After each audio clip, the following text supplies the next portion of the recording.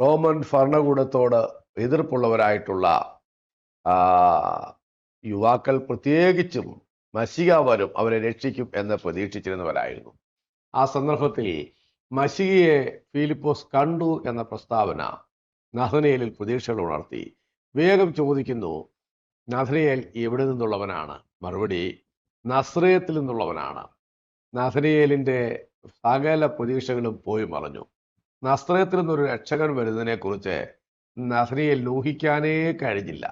ഇന്നത്തെ കാലത്ത് കോളേജ് ഇല്ലാത്ത ഒരു സ്ഥലം, സ്കൂളില്ലാത്ത ഒരു സ്ഥലം, ആശുപത്രി ഇല്ലാത്ത ഒരു സ്ഥലം, അംഗനവാടി ഇല്ലാത്തൊരു സ്ഥലം, അയൽക്കൂട്ടമില്ലാത്തൊരു സ്ഥലം, അങ്ങനൊരു സ്ഥലം നമുക്ക് പ്രതീക്ഷിക്കാൻ പറ്റുമെങ്കിൽ അതുപോലൊരു സ്ഥലമായിരുന്നു നസ്രയത്ത്. ഏറ്റവും കുഗ്രാമമായി പരിഗണിക്കപ്പെട്ടിരുന്ന ആ നസ്രയത്തിനെ കുറിച്ച്